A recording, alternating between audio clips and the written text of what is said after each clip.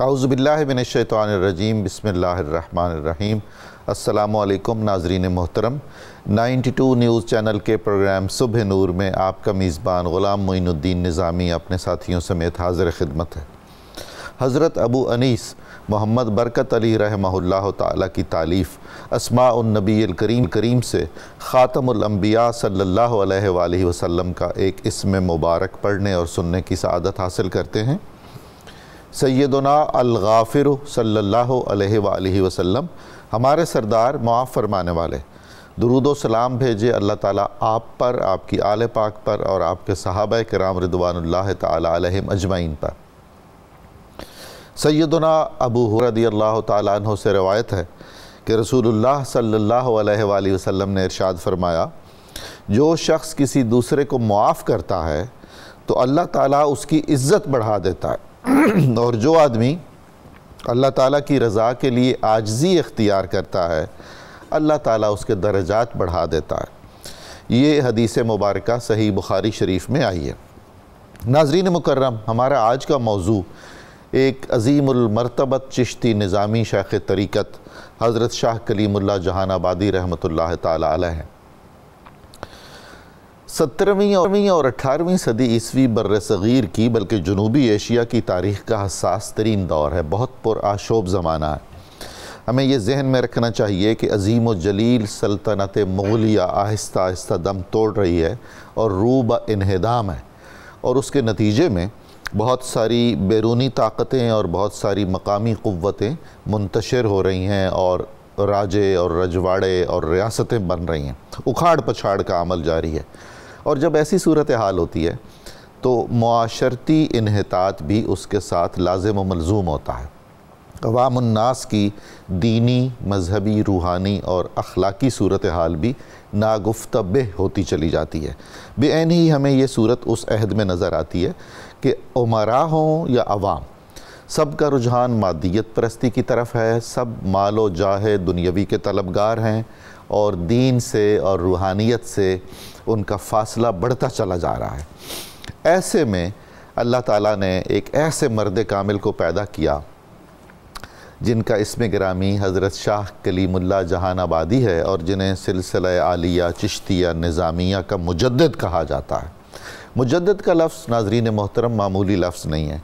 کسی بھی عالم کو یا کسی بھی شیخ طریقت کو معمولی سی بات پر مجدد قرار نہیں دیا جاتا، بلکہ اس کی پوری زندگی، اس کی خدمات اور ان کے اثرات کو مد نظر رکھ کر یہ لقب مؤرخین اور عقیدت مند پیش کرتے ہیں۔ تو حضرت شاہ کلیم اللہ جہان آبادی رحمۃ اللہ تعالیٰ علیہ لفظ مجدد کے ہر معنی کے اعتبار سے مجدد سلسلہ چشتیہ ہیں، کوئی اس میں شک اور شبہ نہیں ہے۔ آپ کا خاندان ایک عظیم الشان خاندان تھا جن میں علم و فضل اور کئی فنون جمع تھے۔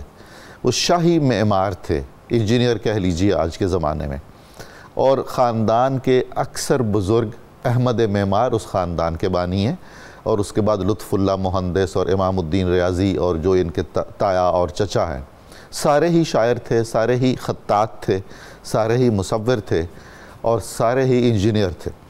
مغل دور کی بیشتر تاریخی عمارات اس خاندان کی بنائی ہوئی ہیں، اور اس خاندان کے بزرگوں کے ہاتھ کے لکھے ہوئے کتبے وہاں موجود ہیں۔ کسی نے بہت خوبصورت بات کی کہ ان کے آباء و اجداد تو دنیاوی بادشاہوں کی تعمیرات کرتے تھے، ان کی عمارتیں بناتے تھے، اور انہیں رحمت الہی نے چن لیا اللہ کے بندوں کے دلوں کی تعمیر کرنے کے لیے اور ان کے اخلاقیات کے تاج محل بنانے کے لیے۔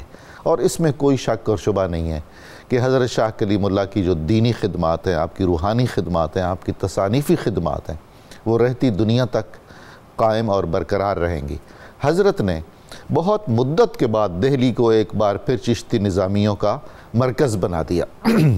جو مرکزی خلافت تھی حضرت شاہ نصیر الدین محمود چراغ دہلی کے بعد، وہ اطراف دہلی میں منتقل ہو گئی تھی، دور دراز کے علاقوں میں چلی گئی تھی۔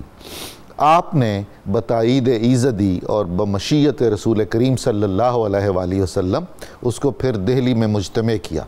مشائخ چشت میں ہمیں تصنیف و تالیف کی طرف بہت زیادہ رجحان ملتا ہے حضرت سید محمد گیسو دراز حسینی چشتی رحمۃ اللہ تعالی علیہ کا، مگر وہ مرکزی چشتی نظامی شجرے میں نہیں ہے، ان کی ایک ذیلی شاخ ہے اور بہت عظیم الشان شاخ ہے۔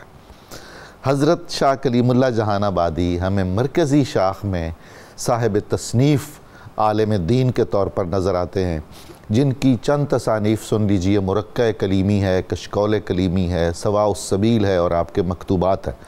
پھر اللہ تعالیٰ نے آپ کو بہت عظیم الشان خلفاء سے نوازا، جن میں ایک خلیفہ اعظم ہوئے آپ کے حضرت شاہ نظام الدین اورنگ آبادی رحمۃ اللہ تعالیٰ علیہ، اور پھر ان کے سب سے چھوٹے صاحبزادے فرزند ارجمند لخت جگر حضرت خواجہ فخر الدین فخر جہاں دہلوی رحمۃ اللہ تعالیٰ علیہ، جن سے ہمارے اس خطے میں جتنی بھی چشتی خانقاہیں ہیں سب نے فیض پایا۔ تو آج ہم حضرت شاہ کلیم اللہ جہان آبادی کی حیات پاک، آپ کی خدمات، وہ اثرات جو آپ نے اپنے زمانے کے معاشرے پہ چھوڑے اور اطراف و اکناف بر صغیر میں جو خانقاہی نظام کی تجدید کی اور ان کے خلفاء نے جو گراں قدر خدمات انجام دیں، اس پر بات چیت کریں گے۔ اور آج ہمارے ساتھ آپ کی ساری جانی پہچانی اور بہت محبوب اور ہر دل عزیز شخصیات موجود ہیں جو اس موضوع کا حق کے مطلب ادا کر سکتی ہیں۔ ہمارے ساتھ تشریف رکھتے ہیں محترم ڈاکٹر شبیر احمد جامی صاحب، جناب ڈاکٹر نعیم الدین الازہری صاحب، اور بہت محترم مفتی غلام یاسین نظامی صاحب۔ آپ سب کو خوش آمدید کہتا ہوں۔ حضرت جامی صاحب، حضرت شاہ کلیم اللہ جہان آبادی رحمۃ اللہ تعالیٰ علیہ کا خاندانی پس منظر، آپ کے آباء و اجداد، وطن معلوف، اور کیسے ہجرت کر کے بر صغیر میں آئے اور ولادت تک کی بات چیت کیجیے آپ۔ بسم اللہ الرحمن الرحیم۔ قبلہ نظامی صاحب، آپ نے خواجہ کلیم اللہ جہاں آبادی رحمۃ اللہ علیہ کے امتیازات اور ان کی خصوصیات بیان کی، تو اللہ تعالیٰ کے نظام حکمت کا یہ ایک بڑا گہرا رنگ ہے، جہاں زوال کے واضح اسباب نظر آ رہے ہیں، وہاں بڑی زوردار شخصیات اس زوال سے نکالنے کے لیے معرض ظہور میں آ رہی ہے۔ جامی صاحب، یہ تو لگتا ہے کہ اللہ تعالیٰ کی خصوصی نعمت ہے ہمارے لیے۔ بالکل ٹھیک۔ جس دور میں جہاں جہاں بھی انحطاط ہوا ہے، اللہ تعالیٰ نے نور کے مینارے کھڑے کر دیے انسانی شکل میں۔ بس اللہ تعالیٰ کے نظام حکمت کا یہ رنگ ہوتا ہے، جہاں عمارتیں گر رہی ہوتی ہیں وہاں بھی بندے زوردار آتے ہیں، سبحان اللہ، اور جہاں تعمیر نو کرانا مقصود ہوتی ہے وہاں بھی بڑا رنگ ہوتا ہے۔ قبلہ نظامی صاحب، خواجہ کلیم اللہ جہاں آبادی نے علم و معرفت کی جو بزم سجائی تھی نا، اور اس میں جس طرح کا آپ کا رنگ تھا، ڈھب تھا، اور آپ کی شخصیت کے مقناطیسی اثرات تھے، وہ جس طرح خوبصورت جملے کہہ رہے تھے کہ یہاں پورے پاکستان میں سلسلہ عالیہ چشتیہ کی جو نمائندہ خانقاہیں ہیں، ان سب کا سلسلہ طریقت اوپر جا کر خواجہ کلیم اللہ جہاں آبادی سے ملتا ہے۔ تو آپ کی قد کاٹ چونکہ بہت نمایاں تھا، بعد میں تذکرہ ہوگا۔ مناقب المحبوبین نے ایک پورا پیرا لکھا ہے، مجھے لگتا ہے بہت اچھا ہے۔ ارشاد فرمائیے۔ نام پدر ایشاں حاجی نور اللہ بن شیخ احمد بن شیخ احمد صدیقی از اولاد حضرت ابو بکر صدیق سبحان اللہ رضی اللہ تعالی عنہ اند۔ سبحان اللہ۔ حضرت ابو بکر صدیق رضی اللہ تعالیٰ عنہ کی اولاد سے ہیں۔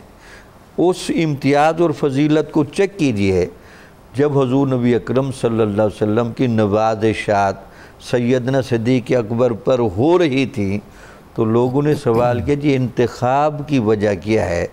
تو آپ نے فرمایا سیدنا صدیق اکبر رضی اللہ تعالیٰ عنہ کا سینہ اور دل اللہ نے بنایا ہی اس طرح کا ہے کہ میں تمام اسرار و رموز وہاں شفٹ کر رہا۔ سبحان اللہ، سبحان۔ تو وہ صدیقی فیض کا رنگ بھی آپ لے کر آ رہے ہیں۔ ابا و اجداد ایشاں ساکنان شہر خجند بودند، خجند علاقے کے یہ لوگ ہیں، تاجکستان کے علاقے کے۔ پیدر ایشاں در زمان سلطنت سلطان شہاب الدین شاہ جہاں بادشاہ دہلی۔ واہ۔ تو ان کے والد صاحب پھر شاہ جہاں کے زمانے میں یہاں آئے، اور پھر لکھتے ہیں کہ بنابراً بادشاہ مذکور وقت تعمیر لال قلعہ اشارہ از شہر خجند طلبیندہ بود. سبحان اللہ. تو خجند کے علاقے میں ان کی اتنی شہرت تھی تعمیرات کے باب میں، علم حیات کے باب میں، علم نجوم کے باب میں، ریاضی کے باب میں، تو ان کو وہاں سے بلایا. اچھا جامی صاحب، آپ نے بڑی خوبصورت بات کی کہ ان کو طلب کیا گیا لال قلعہ دہلی کی تعمیر کے لیے، اور حضرت شاہ کلیم اللہ نے دل کا لال قلعہ تعمیر کیا. اچھا پھر ان کا جو اوپر دادا جی کی بڑی شہرت تھی، ان کا تو نام احمد معمار تھا. بالکل. تو پھر ان کے کہتے ہیں کہ 3 صاحبزادے تھے، عطا اللہ صاحب، لطف اللہ صاحب اور نور اللہ صاحب، اور ان تینوں کی خلیق احمد نظامی رحمۃ اللہ علیہ نے بہت خوبصورت ان کے وہ اشعار بھی لکھے ہیں، ان کے تعمیراتی کام بھی لکھے ہیں، اور ان کی بالخصوص ریاضی میں، فلسفہ میں اور علم حیات میں اور فلسفی آف آرٹس میں جو خدمات ہیں، کیا بات ہے، اس کو انہوں نے حضور اس خاندان کی 25 سے زائد تصانیف ہیں، بالکل مختلف علوم و فنون پر.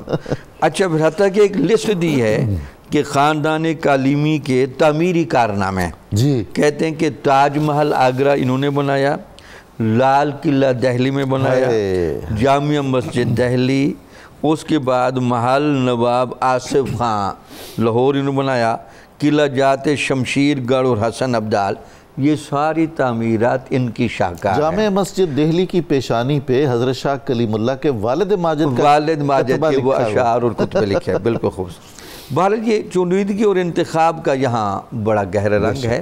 پھر آپ نے بہت خوبصورت جملہ فرمایا کہ اللہ تعالیٰ نے ان کے والدین پر ظاہری رنگ تو وہی رکھا ہوا تھا، لیکن باطن وہ بھی نیک سیرت لوگ تھے اور بڑے معیاری لوگ تھے کہ ان کی گود سے خواجہ کلیم اللہ جہاں آبادی جیسا نیر تاباں اٹھا، جو یقین مانے خواجہ معین الدین چشتی اجمیری کا صحیح نائب اور خواجہ نظام الدین اولیاء کے رنگ کو تازہ کرنے والا تھا. جامی صاحب آپ اجازت دیں تو ہم کبھی انشاءاللہ حضرت احمد معمار پر یہاں پروگرام کریں گے. بڑی بات. یہ اس لیے کہ تاریخ اسلام میں میرے محدود علم کے مطابق صرف 2 شخصیات کو معمار کا لقب دیا گیا ہے.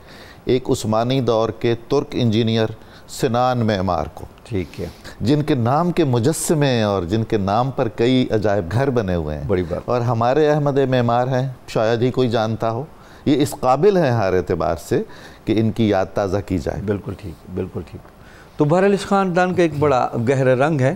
پھر جس طرح آپ نے فرمایا کہ خواجہ کلیم اللہ جہاں آبادی کا چونکہ دور تفصیلی آگے آ رہا ہے، آپ جس انتخاب کے ساتھ اور جن صلاحیتوں کے ساتھ براجمان ہوئے، وہ آپ کا ایک اپنا خاص رنگ تھا.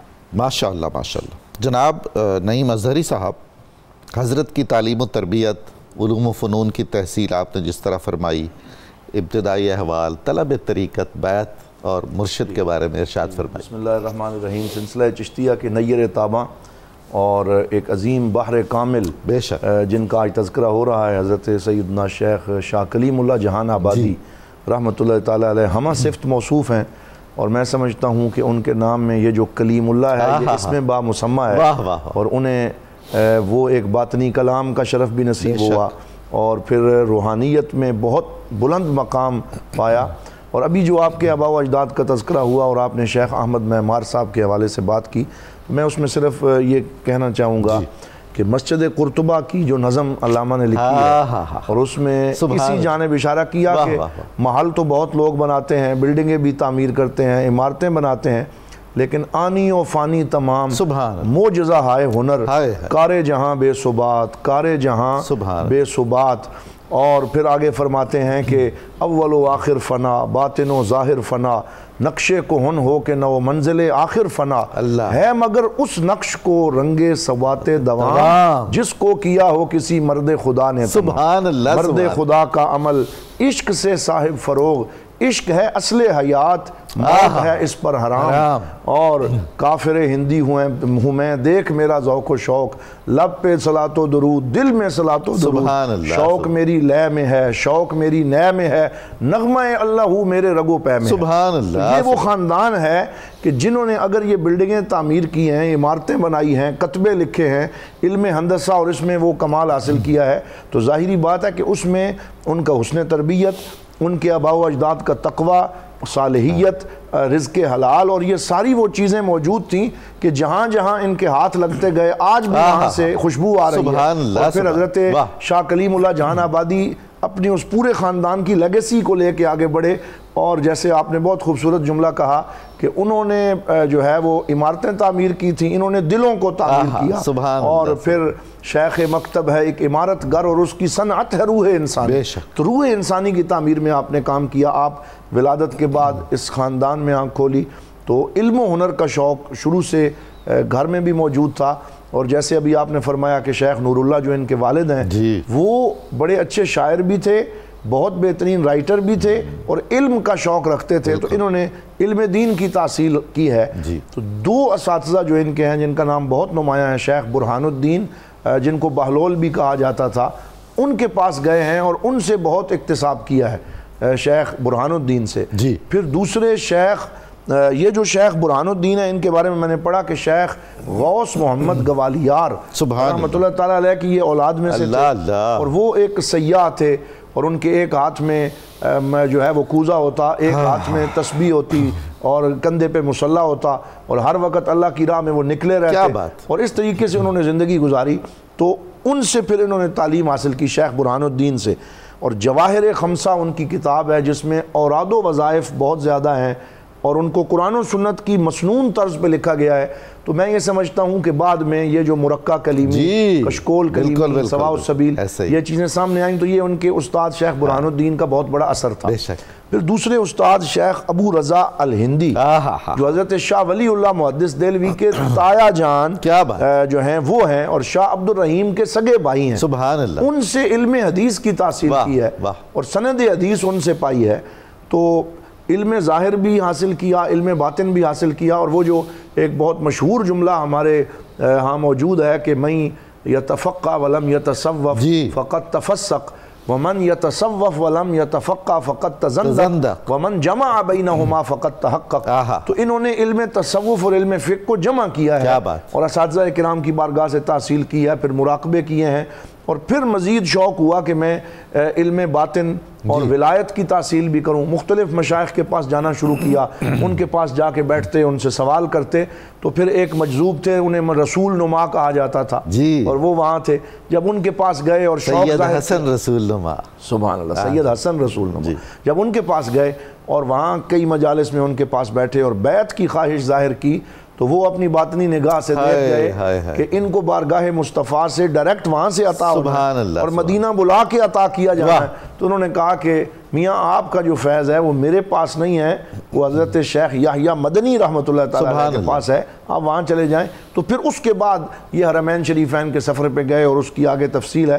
تو آپ یہ دیکھیے کہ وہ جو ہے کہ اسے حاجت نہیں مشاتگی یہ حسن معنی کی، کہ فطرت خود بخود کرتی ہے لالہ کی ہنابندی۔ تو کیا خوبصورت ہنابندی ان کی ہوئی ہے کہ بچپن سے اساتذہ بھی اچھے ملے ہیں، گھر کی تربیت بہت اچھی ہے، رزق حلال کا اہتمام ہے، اور پھر ویژن بہت وسیع ہے، اور پھر اس کو جب آپ لے کے آگے بڑھے ہیں تو جامع الکمال اور ایک خوبصورت شخصیت نکھر کے سامنے آئی ہے۔ اور پھر اس کے ذریعے سلسلہ چشتیہ کی احیاء و تجدید کا جو کام ہوا کہ حضرت شیخ نظام الدین اورنگ آبادی جیسے لوگ جس نے تیار کیے، اور جن سے آگے حضرت شیخ فخر الدین فخر جہاں دہلوی جو حضرت خواجہ نور محمد معاروی رحمۃ اللہ تعالیٰ علیہ کے شیخ طریقت ہیں، اور پھر ان کے ذریعے ہند سندھ تے پنجاب دا خواجہ نور محمد، تو یہ حضرت خواجہ نور محمد معاروی سے جو فیض آگے پھیلا ہے وہ نگر نگر ہمیں نظر آتا ہے۔ تو یہ حضرت شاہ کلیم اللہ جہان آبادی کی وہ رنگ ہے، وہ چمک ہے جو آج پورے ہندوستان اور بر صغیر کو سبحان اللہ، سبحان اللہ۔ محترم مفتی یاسین نظامی صاحب، مجھ سے اگر کوئی پوچھے کہ حضرت شاہ کلیم اللہ نے کیا عمارات بنائی ہیں، تو میں کہوں گا انہوں نے تاج محل بنایا ہے روحانیت کا، جس کا نام شاہ نظام الدین اورنگ آبادی ہے۔ لال قلعہ دہلی بنایا ہے معرفت کا، جس کا نام خواجہ فخر الدین فخر جہاں ہے، شاہ سلیمان ان کی عمارت ہیں، خواجہ نور محمد ان کی عمارت ہیں، خواجہ شمس الدین سیالوی ان کی عمارت ہے، پیر مہر علی شاہ گولڑوی ان کی عمارت ہے، ضیاء الامت حضرت پیر محمد کرم شاہ ان کی عمارت ہے، ایسی عمارتیں بنائی انہوں نے۔ تو حضرت شیخ یحییٰ مدنی تشریف لے گئے تھے مدینہ منورہ، جو چشتی نظامی سلسلے کے مرکزی شیخ طریقت تھے، تو آپ پھر بیعت کے لیے حجاز گئے اور وہاں کیا گزری وہ سرگزشت عطا فرمائیے۔ بسم اللہ الرحمن الرحیم۔ حضور بہت بہت شکریہ۔ سب سے پہلے آپ نے شریعت کا علم کامل طریقے سے حاصل کیا ہے، قرآن، حدیث، فقہ، سیرت، تاریخ، تصوف، ہر حوالے سے آپ نے اس علم کا عروج جو ہے وہ حاصل کیا ہے۔ عروج حاصل کرنے کے بعد پھر عرفان کے لیے، پھر طریقت کے لیے آپ ایک بزرگ کے پاس تشریف لے جایا کرتے تھے، تو آپ نے اس بزرگ سے اپنی بیعت کی خواہش کا اظہار کیا، جس کا نام آپ نے ذکر فرمایا، سید حسن رسول، شیخ سید حسن رسول۔ تو آپ نے ان سے کہا، تو انہوں نے جب آپ نے ان سے یہ والی بات کی نا، تو انہوں نے کہا بھی آپ کا سامان جو ہے وہ میرے پاس نہیں ہے۔ اللہ اس وقت آپ نے نا یہ والا شعر جو ہے وہ وہاں پر کہا تھا، سپردم بتو مایائے خیش را تو دانی حساب کم و بیش را۔ جب یہ والی بات کی تو انہوں نے کہا کہ بھئی آپ کی جو تسلی اور اطمینان کا سامان ہے نا وہ حجاز مقدس میں ہے۔ جب یہ والی بات کی گئی تو آپ نے ایک لحظہ کی بھی دیری نہیں فرمائی۔ اللہ اکبر۔ ان کا حکم تھا فوراً سامان سفر باندھا، وہیں سے روانہ ہو گئے، وہیں سے آپ روانہ ہو گئے۔ اور یہ بڑی دلچسپ بات ہے کہ عرفان الہی کے لیے اور معرفت کے اصول کے لیے بندے کو ایک لحظہ کی بھی دیری نہیں کرنی چاہیے۔ حضور والدہ ماجدہ تھیں اور ان کی اجازت اور حکم کے بغیر ایک قدم نہیں اٹھاتے تھے، سبحان اللہ۔ لیکن اس مرحلے پر آپ روانہ ہو گئے اور والدہ کو صرف اطلاع بھجوائی کہ میں اپنے مرشد کی تلاش میں حجاز جا رہا ہوں۔ سبحان اللہ۔ تو آپ سب سے پہلے مکہ مکرمہ تشریف لے گئے، مکہ مکرمہ کے بعد پھر آپ مدینہ منورہ، مدینہ منورہ کے بعد ایک نخلستان تھا، آپ وہاں پر آرام فرما رہے ہیں۔ حضرت شیخ یحییٰ مدنی انہوں نے جب ان کو دیکھا نا کہ یہ مدینہ منورہ کے بعد ایک نخلستان میں تشریف فرمائے، انہوں نے اپنے ایک قاصد کو بھیجا، ایسا کرو وہاں پر ایک شخص ہے جس کا نام ہے کلیم اللہ، اسے بلا کر لاؤ۔ کمال ہے۔ اور جب آواز دی گئی تو آپ نے سوچنے لگے کہ کلیم اللہ ہو سکتا ہے کوئی اور بھی ہو، تو انہوں نے جا کر واپس بتایا کہ حضور وہاں پر اس نام کا کوئی آدمی نہیں ہے۔ پھر مرشد پاک کی عظمت پر قربان جائیں، انہوں نے کہا ایسا کیجئے دوبارہ جائیں اور جا کر یوں کہیں کلیم اللہ جہاں بادی۔ تو وہ دوبارہ گئے اور دوبارہ جا کر یہ والی بات کی کہ جہاں انہوں نے کہا کہ مجھے بلایا گیا ہے۔ جب آپ اپنے پیر و مرشد کی بارگاہ میں حاضر ہوتے ہیں، پہلی ملاقات ہوتی ہے اور پہلی ملاقات کا اظہار آپ اپنے ان الفاظ میں کرتے ہیں، اے کہ تو از نام تو می بارد عشق، سبحان اللہ، واز نامہ و پیام میں تو می بارد عشق، عاشق شود آنکس کے بقویت گزرد، سبحان اللہ، گوز درو بام تو می بارد عشق۔ اللہ۔ جب پیر و مرشد نے آپ کے ان جذبات کو سنا، پیر و مرشد نے آپ کو اپنے سینے سے لگا لیا، سبحان اللہ، اور انتہائی محبت اور عقیدت کے ساتھ آپ کا استقبال فرمایا۔ اور اسی وقت پیر و مرشد نے آپ سے کہا کیا آپ میری بیعت ہونا چاہتے ہیں؟ کیا بات ہے حضور، کیا بات ہے۔ پیر و مرشد نے کہا کیا آپ میری بیعت ہونا چاہتے ہیں؟ اس کا مطلب ہوا کہ اگر طلب صادق ہو تو مطلوب کو بھی لگن ہوتی ہے اپنے طالب تک پہنچنے کی۔ حضور اس میں جو سب سے بڑی بات یہ ہے کہ حضرت شیخ یحییٰ مدنی جو ہیں یہ ہیں کون؟ یہ وہی ہیں کہ جن کو اللہ کے پیارے رسول نے خواب میں آ کر اشارہ عطا فرمایا تھا کہ اب آپ نے زندگی کی آخری سانس تک مدینہ منورہ نہیں چھوڑنا۔ سبحان اللہ، سبحان۔ اور اس خواب سے لے کر بقیہ 14 سال آپ نے مدینہ منورہ میں گزارے۔ آپ کا وصال جو ہے وہ مدینہ منورہ میں ہوتا ہے، آپ کا مزار مبارک جناب سیدنا عثمان غنی کے مزار مبارک کے ساتھ ہے۔ کیا بات۔ تو حقیقت میں دیکھا جائے ہمارے جو ممدوح ہیں حضرت شاہ کلیم اللہ جہاں بادی، ان کے اوپر دست مصطفیٰ ہے، ان کے اوپر فیضان مصطفیٰ ہے کہ جس کی تابانیاں جو ہیں آج ہم پورے بر صغیر کے اندر دیکھ رہے ہیں.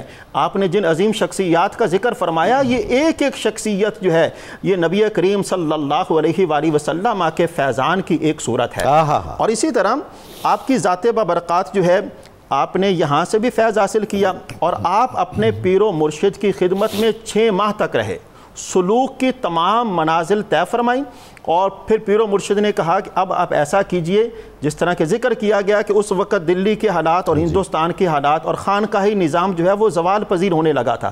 آپ وہاں پر جائیں اور خانقاہی نظام کا احیاء کریں، لوگوں کو اللہ اور اس کے پیارے رسول کے ساتھ ان کا تعلق مضبوط بنانے کی کوشش کریں. ایک تو آپ نے جو یعنی بیعت جو ہے آپ نے ان کے ساتھ فرمائی ہے، اور اسی طرح آپ کی بیعت جو ہے وہ سلسلہ نقشبندیہ سے بھی ہے، اور یہ بھی حجاز مقدس میں ہے. حضرت امیر محترم لاہوری رحمہ اللہ تعالی، آپ نے ان سے بھی سلسلہ نقشبندیہ میں بیعت کی. قادری سلسلے میں بھی خلافت ہے. سید محمد کبرا سے سید محمد کبرا سے آپ نے سلسلہ عالیہ قادریہ، آپ نے ان سے بھی فیض حاصل کیا. تو مطلب یہ ہے 3 ایسے سلسلے ہیں، قادریہ، نقشبندیہ اور چشتیہ، ان سے آپ نے فیض حاصل کیا، اور اسی فیض کو آپ نے دلی کے اندر آ کر ایک مرکز بنایا، اور وہاں پر زندگی کی آخری سانس تک اسی فیض کو تقسیم فرماتے رہے. اسی فیض کی صورتیں جو ہیں آج ہم وہاں سے لے کر پیر مہر علی شاہ گولڑہ شریف کی ذات بابرکات تک دیکھتے ہیں. حقیقت میں یہ سارے کا سارا نظام جو ہے حضرت خواجہ کلیم اللہ شاہ آبادی کا ہے. واہ واہ واہ، سبحان اللہ سبحان اللہ. ناظرین محترم، آپ ملاحظہ کر رہے ہیں کہ ہمارے محترم مہمان کس عقیدت اور محبت سے حضرت شاہ کلیم اللہ جہان آبادی رحمۃ اللہ تعالیٰ علیہ کو خراج تحسین پیش کر رہے ہیں. ہمیں درود پاک سننے کے لیے ایک مختصر وقفہ لینا ہے. آپ بھی سنیے، ہم بھی یہ سعادت حاصل کریں گے. بہت جلد دوبارہ حاضر خدمت ہو رہے ہیں، یہ سلسلہ جاری رہے گا، آپ ہمارے ساتھ رہیے گا.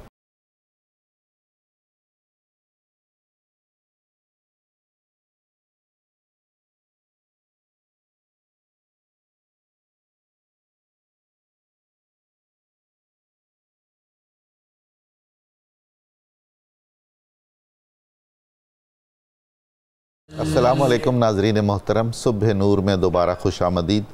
آج ہم یہ سعادت حاصل کر رہے ہیں کہ عظیم و جلیل چشتی نظامی شیخ طریقت حضرت شاہ کلیم اللہ جہان آبادی رحمۃ اللہ تعالیٰ علیہ کی حیات، خدمات اور آپ کے خلفاء کے گہرے اثرات پر بات چیت کریں. بہت سارے لوگ یہ سوال کرتے ہیں کہ جہان آبادی سے کیا مراد ہے. ناظرین مکرم، جہان آبادی وہی ہے جس کو ہم دہلوی کہتے ہیں، اس لیے کہ دہلی کا ایک نام شاہ جہان آباد ہے، کیونکہ بادشاہ شاہ جہان نے اس کی تعمیر نو کی تھی شہر کی، اور وہی شاہ جہان آباد مختصر ہو کر جہان آباد بنا، اور دہلوی کی جگہ پر جہان آبادی استعمال ہوتا رہا. حضرت کے اسم گرامی کے ساتھ جہان آبادی کا جو لفظ ہے اس کا مطلب ہے شاہ کلیم اللہ دہلوی. ایکچولی محترم جامی صاحب، دہلی ایک بار پھر حضرت کے عہد میں ہمیں چشتیوں کا مرکز نظر آتا ہے.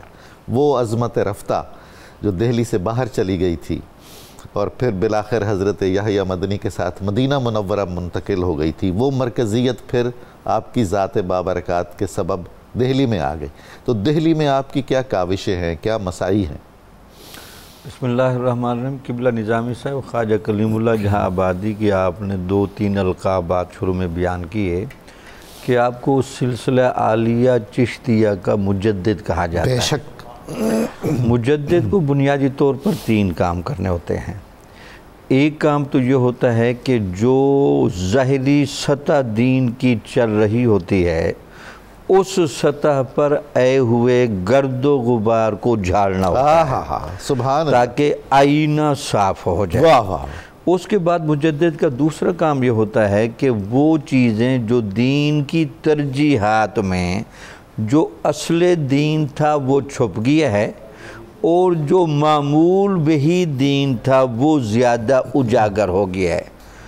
وہ جو اصل دین کا پہلو ہے نا، وہ اپنی روحانی طاقت کی بنیاد پر اور نیابت نبوی صلی اللہ علیہ وسلم کی بنیاد پر اصل دین کو وہ معمول بہی دین کے ساتھ ایسا ہم آہنگ کرتا ہے تاکہ عمل کرتے ہوئے خلوص نیت اور صحت عقیدہ ساتھ ساتھ چلتی رہے. تیسرا اس کا کام مجدد کا یہ ہوتا ہے کہ جو لوگ موجود ہوتے ہیں ان لوگوں کے دل و دماغ کو امراض کے باب میں اور علاج کے باب میں وہ اس طریقے سے کیپچر کرتا ہے تاکہ الجھے ہوئے لوگ اس جگہ سے زیادہ علاج والا طبیب کہیں نہ پائیں. کیا بات، سبحان اسی وجہ سے آپ کی خانقاہ میں یہ تینوں رنگ موجود تھے. علماء بھی بڑی کثرت کے ساتھ آتے تھے، بے شک، اور آپ کی بلکہ بخاری شریف کے درس کی تھی. خواجہ فخر الدین محدث دہلوی اگرچہ بچپن کا زمانہ تھا، وہ گواہی دیتے تھے کہ لوگ آپ کا بخاری شریف کا درس سننے آتے تھے. حضرت مرزا مظہر جان جانا رحمت اللہ تعالیٰ علیہ وہ آپ کی خدمت میں حاضر ہوئے تو درس بخاری جاری تھا. بخاری جاری. اور قبلہ نظامی صاحب خواجہ کلیم اللہ جیسا مدرس بیٹھا ہو، احادیث مرتب کردہ امام بخاری کی ہو، سبحان اللہ، اور معنی اور مطالب کی تشریح کا وہ رنگ نہ ہو جس میں جلوہ نبوی شامل نہ ہو. تو اس وجہ سے جو لوگ وہاں بیٹھتے تھے وہ ایسے لگتا تھا کہ جیسے خواجہ کلیم اللہ جہاں آبادی نے پورے قافلہ محدثین کو پکڑ کر در نبوی پر جا کر کھڑا کر دیا ہے. اچھا اسی حیران کی یہ دیکھتے یہ مطابقتیں ویسے نہیں ہوتی.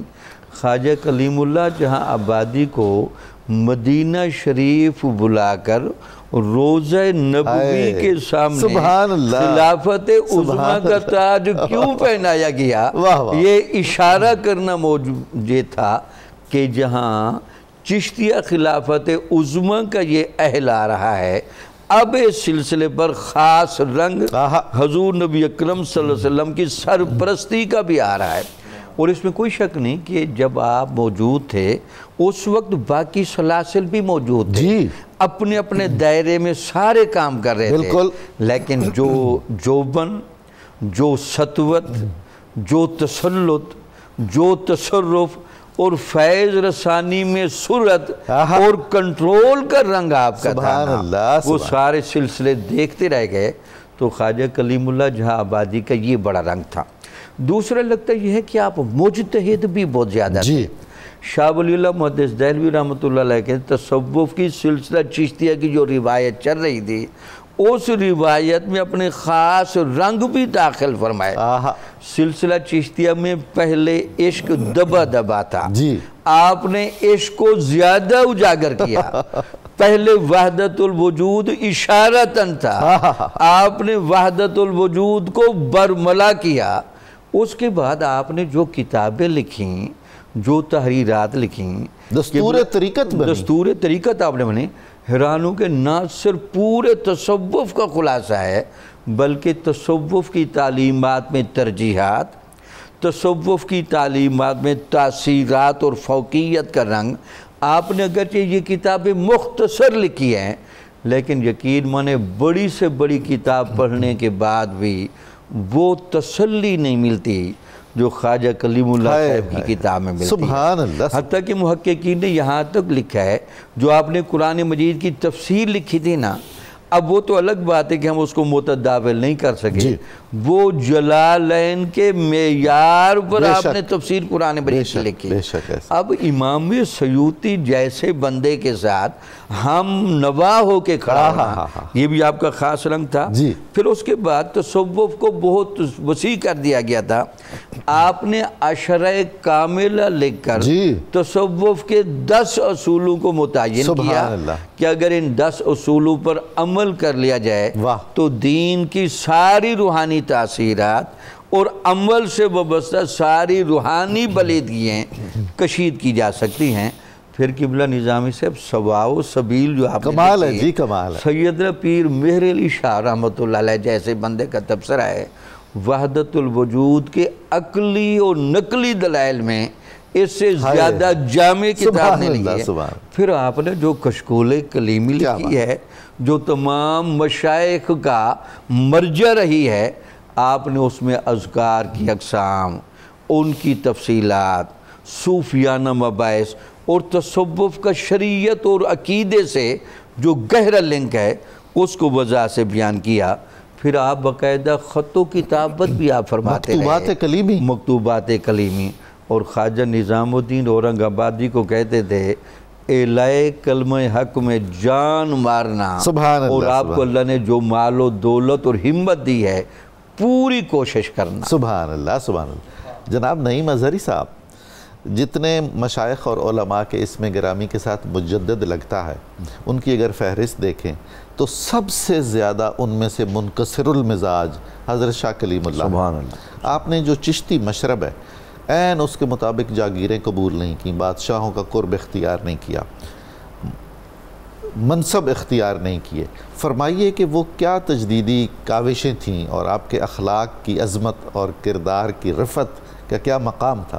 سبحان اللہ۔ بالکل جناب، جب آپ واپس تشریف لائے اور وہ خانم بازار دہلی کی مصروف ترین جگہ اور وہاں لوگوں کا آنا جانا، ایک بڑا مشکل تھا کہ وہاں پہ کوئی درس و تدریس کا کام ہو سکے، لیکن آپ جس عزم کے ساتھ آئے اور پھر جو ڈیوٹی لگی تو آپ وہاں بیٹھ گئے، اور وہاں پہ استغناء اور توکل کا یہ عالم تھا کہ کسی سے کچھ مانگنا نہیں، کسی سے کچھ لینا نہیں، اور لوگوں کا خود بخود اقبال اس طرف ہوتا چلا گیا۔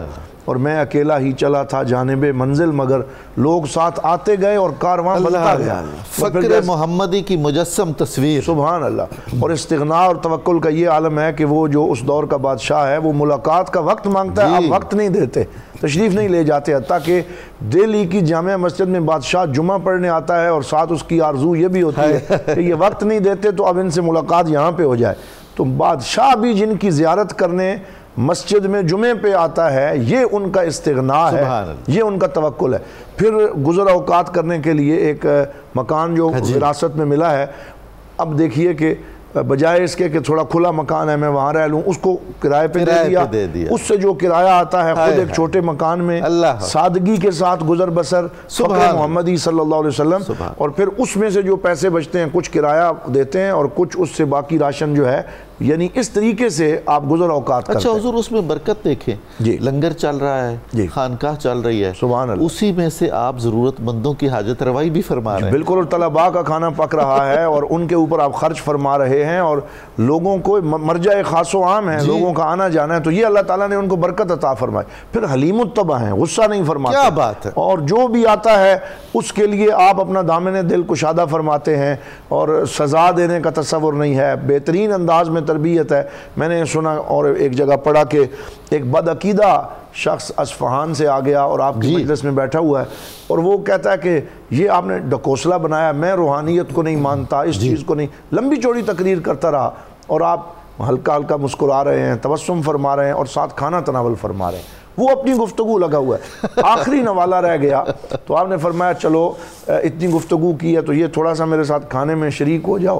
وہ جو ایک نوالہ تھا وہ اس کے منہ میں گیا تو سارا تصوف کے خلاف غبار جاتا رہا، اور یہ جو ان کا وہ تاثیر تھی وہ ایک نوالے میں اسے عطا کر دی، اور اس نے پھر حاضرین میں کھڑے ہو کے تصوف اور روحانیت پہ وہیں پہ ایسی تقریر اور گفتگو کی کہ جس سے لوگوں کے لیے ایک تھا کہ یہ دیکھیں ابھی یہ منکر تھا اور ابھی یہ تصوف کا سب سے بڑا سپورٹر بن چکا ہے۔ تو یہ بھی آپ کے ہاں تھا کہ آپ اس طریقے سے تربیت فرما دیا، سبحان اللہ۔ اور یہی فیض پھر چشتیہ میں آگے بڑھا۔ میں نے حضرت شاہ شمس العارفین، خواجہ شمس العارفین سیالوی رحمۃ اللہ تعالیٰ علیہ، آپ کے حوالے سے حضور ضیاء الامت رحمۃ اللہ تعالیٰ علیہ نے شمس العارفین نمبر شائع کیا میرا شریف ضیاء حرم میں، تو اس میں یہ واقعہ پڑا کہ آپ بھی کھانا کھا رہے تھے، چاول تھے، تو ایک آیا مرید، اس نے کہا کہ مجھے ایک من عشق کا چاہیے۔ سبحان اللہ۔ آپ نے فرمایا اشکے بھائی اشکے، یعنی اپنے اس خاص یعنی ایک من عشق تجھے چاہیے، پھر اپنی چاول کی پلیٹ میں سے ایک دانہ اسے عطا فرمایا، تڑپ کے وہیں بے ہوش ہو گیا۔ تو یہ وہ اللہ والے ہیں، یہ وہ چشتی سلسلے کا فیضان ہے جہاں فقر ہے، استغناء ہے، توکل ہے، علم ہے، خلق محمدی کی بہترین تصویر ہے۔ اور یہ عشرۃ کاملہ کا جو ابھی ذکر ہوا، میں نے جب عشرہ کاملہ کو یا نیٹ سے ڈاؤن لوڈ کیا، اس کو پڑھا، تو ایک تو میں نے یہ ضرورت محسوس کی کہ اس کو از سر نو شائع ہونا بالکل چاہیے، صحیح فرما رہے ہیں، کیونکہ آپ نے وہ اعتکاف میں لکھی، اور خود فرماتے ہیں کہ اعتکاف کے 10 دن تھے اور میں نے ہر روز ایک باب لکھا، یہ معرفت کا باب ہے، یہ محبت رسول کا باب ہے، یہ اللہ کی ذات کا، یہ اس کی صفات کا، یہ جو خصائل حمیدہ ہیں ان کا، یہ جو خصائل رزیلہ ہیں ان کا۔ تو اس طریقے سے وہ تصوف کا ایک پورا انسائکلوپیڈیا 10 ابواب میں آپ نے لکھ دیا۔ پھر قرآن القرآن بالبیان، کتنا خوبصورت نام ہے کہ قرآن کو بیان سے ملانا، اور بالکل بجا طور پہ انہوں نے فرمایا کہ وہ جلالین کی طرز کی خوبصورت کتاب ہے اور اس میں آپ فرماتے ہیں الحنفی مذہباً و صوفی مشرباً، سبحان اللہ، سبحان مذہباً حنفی ہوں لیکن میرا مشرب صوفیہ والا ہے۔ اور پھر جب آپ قلم اٹھاتے ہیں اور اتنی خوبصورتی سے 700 صفحات پہ مشتمل وہ تفسیر ہے، تو اور پھر ہمارے شیخ کریم حضرت ضیاء الامت جب ذکر کرواتے تھے، میں خود ان مجالس میں موجود ہوتا، میں نے کئی دفعہ سنا کہ آپ ذکر کرواتے ہوئے فرماتے کہ ہمارے ہاں یہ جو ذکر کا طریقہ ہے یہ حضرت شاہ کلیم اللہ جہان آبادی کے طریقے کے مطابق۔ پھر آپ فرماتے کہ کیسے جب تم نے لفظ اللہ کہنا ہے تو پھر اپنے اندر سے تم نے ایسے توجہ کو آسمان کی طرف لے جانا ہے اور انفس اور آفاق میں اللہ کے علاوہ ہر غیر کی نفی کرنی ہے، پھر اپنے دل پہ ضرب لگانی ہے۔ یہ پورا ذکر کا طریقہ اور یہ سارے معاملات جو ہیں وہ آپ نے اس طریقے سے ارشاد فرمایا۔ سبحان اللہ، سبحان اللہ۔ جناب مفتی یاسین نظامی صاحب، حضرت کی ازدواجی زندگی، آپ کی اولاد پاک، خلفاء، اکابر مریدین، وصال، مزار مبارک اور اس کی مرکزیت ارشاد فرمائی۔ جی بسم اللہ الرحمن الرحیم۔ آپ کی ازدواجی زندگی جو ہے وہ نبی کریم صلی اللہ علیہ وآلہ وسلم کی سنت کے مطابق جو ہے وہ آپ نے گزاری ہے۔ آپ کی اولاد میں 4 بیٹے اور 5 بیٹیاں ہیں۔ بیٹوں میں حضرت حافظ حامد سعید، حافظ محمد فضل اللہ، حافظ محمد احسان اللہ، خواجہ محمد غوث، یہ چاروں کے چاروں صاحبزادے آفتاب شریعت بھی ہیں اور مہتاب طریقت بھی ہیں۔ ان میں یہ جو چوتھے صاحبزادے ہیں نا، خواجہ محمد غوث، یہ مولانا فخر الدین فخر جہاں، یہ ان کے مرید بھی ہیں اور ان کے خلیفہ بھی ہیں۔ اور آپ کے خلفاء میں مجالس کلیمی کے اندر اس بات کو رقم کیا گیا ہے کہ ان کی تعداد جو ہے وہ 14 ہے، اس سے زیادہ بھی ہے لیکن وہاں پر 14 جو ہیں وہ بیان کی گئی ہیں۔ سر فہرست آپ کے مرید اعظم خلیفہ اعظم حضرت خواجہ نظام الدین اورنگ آبادی۔ میں تو یوں کہوں گا کہ بر صغیر کے اندر یہ جو نظام چل رہا ہے یہ خواجہ نظام الدین اورنگ آبادی کا چل رہا ہے، نظام ثانی، یہ نظام ثانی ہے۔ اور اس کے بعد دوسرے نمبر پر ہیں مولانا محمد ہاشم دہلوی، یہ آپ کے داماد بھی ہیں۔ اور اس کے بعد ہے مولانا شاہ ضیاء الدین ناگوری، مولانا شاہ جمال الدین چشتی فاروقی، ان کا تعلق پاک پتن سے ہے، حافظ محمود دہلوی، اور اس کے ساتھ ساتھ میاں بدھن ملتانی، اور آپ کے صاحبزادے جو بڑے صاحبزادے حضرت شیخ حامد، یہ آپ کے خلفاء بھی ہیں اور آپ کے مرید بھی ہیں۔ اور مولانا کامگار خان جو مجالس کلیمی کے جنہوں نے وہ مؤلف بھی ہیں، وہ بھی آپ کے وہ بڑے خاندان کے تھے جی، نقشبندی سلسلے کے مشائخ میں سے تھے، لیکن انہوں نے بڑا کام کیا ہے۔ وہ آپ کی صحبت میں بہت عرصہ رہے ہیں، آپ کے ملفوظات کو لکھتے، آپ کے خطبات کو لکھتے، جس طرح کہ یہ والی کتاب جو، اور اسی طرح ملا ابو الفیض اور مولانا حنیف بدایونی، یہ تمام کے تمام جو ہے یہ آپ کے خلفاء بھی ہیں اور آپ کے مریدین بھی ہیں۔ وہ آپ والی بات جو ہے میں یہاں پہ کوٹ کرنا چاہوں گا، یہ تعداد تو بہت کم ہے، وہاں سے دیکھا جائے حضرت خواجہ نور محمد مہاروی سے لے کر یہ تمام کے تمام، آپ کیسے معمار ہیں، آپ کیسے معمار ہیں۔ یہ تمام کی تمام جو عمارتیں جو آپ نے تعمیر فرمائی ہیں یہ شریعت کے آفتاب بھی ہیں اور طریقت کے مہتاب بھی ہیں، اور انہی کی روشنیاں ہیں اور انہی کی یہ ضیاء پاشیاں جو ہیں کہ جن سے جہان جو ہے وہ فیض یاب ہو رہا ہے، اپنے دلوں کو اللہ کے نور سے منور کر رہا ہے اور اپنے دلوں کو محبت رسول سے آباد کر رہا ہے۔ سبحان اللہ، سبحان اللہ۔ آپ کا وصال دہلی میں ہوا، وہیں مزار مبارک ہے؟ ہاں جی، وصال مبارک بھی وہیں پر ہے، اور آپ کا مزار مبارک جو ہے وہ دلی اور لال قلعہ کے درمیان جو جگہ ہے وہاں پر آپ کا مزار مبارک بھی ہے، مرجع خلائق ہے، اور آپ کا مزار مبارک جو ہے وہ باب الحوائج ہے۔ کوئی آدمی وہاں پر جائے اپنی ضرورت کو پیش کرے تو اللہ پاک ان کے مزار مبارک کی برکت سے اس کی ضرورت کو پورا فرما دیتا ہے۔ ہم مستجاب الدعوات ہیں، جس طرح کہ قبلہ ڈاکٹر صاحب نے بڑی خوبصورت بات کی۔ آپ سب سے زیادہ اس بات پر زور دیا کرتے تھے کہ بھئی دیکھو اللہ اکبر کہا کرو، حاجت روائی کے لیے سب سے مفید چیز جو ہے وہ اللہ اکبر کہنا ہے، اور جو آدمی 100 بار اللہ اکبر کہتا ہے اللہ پاک اس کی حاجت کو پورا فرما دیتا ہے۔ جو شخص بھی آپ کے پاس جاتا نا، جس وقت جاتا، آج کے دور میں اگر ہم کسی سے کہیں نا کہ یار میرے لیے دعا کیجئے، وہ کہے گا کہ میں انشاءاللہ کرتا ہوں، لیکن آپ کی خاص بات یہ ہے کہ آپ سے جب جس وقت کہا گیا ہے آپ نے اسی وقت اللہ کے بارگاہ میں دعا کے لیے ہاتھ اٹھا دیا. مولا اس کی مشکلات کو آسان فرما, اس کی پریشانیوں کو دور فرما. یعنی آپ تاخیر نہیں فرماتے تھے, جو جس مقصد کے لیے آتا اللہ آپ اس کے مقصد میں اس کو کامیابی اور کامرانی دلاتے, اس کو حوصلہ اور دلاسا دلاتے. مسلم تو مسلم رہے, غیر مسلم بھی اپنی تشفی کے لیے, اپنی تسلی کے لیے آپ کے پاس آیا کرتے تھے. ہزاروں کی تعداد میں ہے کہ جو آپ کے پاس آئے ہیں, آپ کی تعلیمات سے متاثر ہو کر, آپ کے اخلاق سے متاثر ہو کر انہوں نے دین اسلام جو ہے وہ قبول کیا. سبحان اللہ سبحان اللہ. میں بہت شکر گزار ہوں, آپ نے کرم فرمایا, بہت عمدہ باتیں ہو گئیں. ناظرین مکرم, ہمیں یہ ذہن میں رکھنا ہے کہ دہلی کا پرانا نام شاہ جہان آباد یا جہان آباد صرف حضرت کے نام کے ساتھ منسلک ہے اور محفوظ رہ گیا ہے. کسی اور کے نام کے ساتھ آپ کو جہان آبادی لکھا ہوا نہیں ملے گا. اس سے یہ ثابت ہوتا ہے کہ ولایت دہلی حضرت شاہ کلیم اللہ جہان آبادی کے نام پر ثبت. ناظرین محترم, کتاب الشفا سے تنگ دستی کے خاتمے کا ایک وظیفہ پیش خدمت ہے. اگر گھر میں تنگ دستی ہو تو کثرت کے ساتھ یہ دعا پڑھنی چاہیے, استغفر اللہ ربی من کل ذنب و اتوب الیہ. انشاءاللہ بہت جلد تنگ دستی کا خاتمہ ہو جائے گا. سیدنا علی المرتضیٰ شیر خدا کرم اللہ وجہہ الکریم کا قول مبارک ہے, اگر کوئی شخص تمہارا دل دکھائے تو ناراض مت ہونا, کیونکہ یہ قدرت کا قانون ہے کہ جس درخت کا پھل میٹھا ہوتا ہے لوگ اسی کو ہی پتھر مارتے ہیں. ناظرین محترم, آج کے اخبارنامہ 92 نیوز میں حضرت شاہ کلیم اللہ جہان آبادی کے زیر عنوان بہت عمدہ مضمون شائع ہوا ہے, آپ ضرور پڑھیے گا. پروگرام کی تفصیل جاننے کے لیے صبح نور کے ایکس کو فالو کریں, ہمارا فیس بک پیج لائک کریں, پروگرام دیکھنے کے لیے ہمارا یوٹیوب چینل سبسکرائب کریں اور ہمیں اپنی قیمتی آراء سے ضرور آگاہ فرمائیں. اب وقت ہوا ہے ہمارے اور آپ کے دل کی آواز کا, نعرہ مقصد پاکستان کا. ہم سارے مل کر پورے جوش و خروش کے ساتھ یہ نعرہ لگائیں گے اور اس کے بعد ہم جناب حیدر علی صاحب کی بہت خوبصورت آواز میں منقبت سنیں گے حضرت شاہ کلیم اللہ جہان آبادی کی بارگاہ میں. تو آئیے نعرہ لگاتے ہیں, پاکستان کا مطلب کیا, لا الہ الا اللہ محمد الرسول. جناب ارشاد فرمائیے. فدائے حسن پیغمبر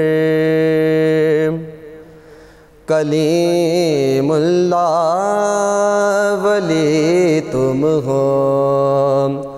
فدائے حسن پیغمبر کلیم اللہ ولی تم ہو.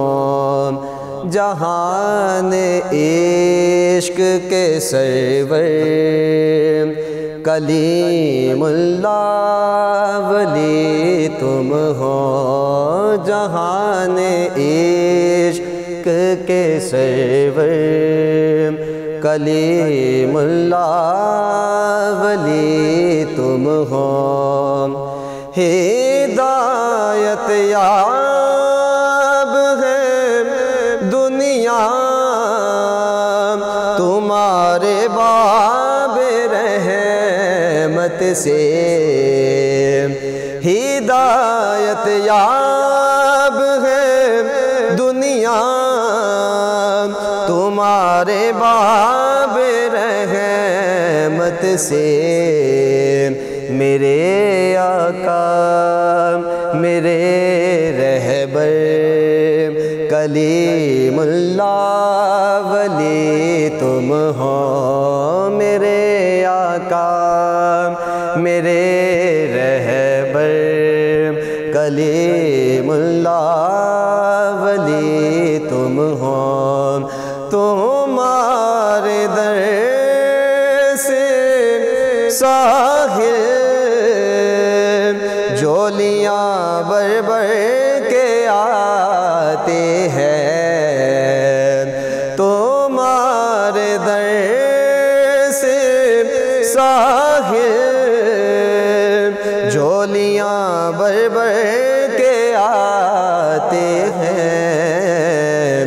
سخی داتا گدا پرور سخی داتا گدا پرور کلیم اللہ ولی تم ہو سخی داتا گدا پرور کلیم اللہ ولی تم ہو ملی ہے دولت صدق و صفا صدیق اکبر سے ملی ہے دولت صدق و صفا صدیق اکبر سے سراپا صورت حیدر سراپا صورت حیدر کلیم اللہ ولی تم ہو سراپا صورت حیدر کلیم اللہ ولی تم ہو تم مسند نشین خواجہ معین الدین چشتی کے ہو تم مسند نشین خواجہ معین الدین چشتی کے معین بے کسو بے زر معین و بے کسے بے زر کلیم اللہ ولی تم ہو معین بے کسو بے زر کلیم اللہ ولی تم ہو تہے دامن ریاض بے نوا مجلس میں حاضر ہے تہے دامن ریاض بے نوا مجلس میں حاضر ہے گدا پرور جہاں پرور گدا پرور جہاں پرور کلیم اللہ ولی تم ہو فدائے حسین پیغمبر کلیم اللہ ولی تم ہو جہان عشق کے سرور کلیم اللہ ولی تم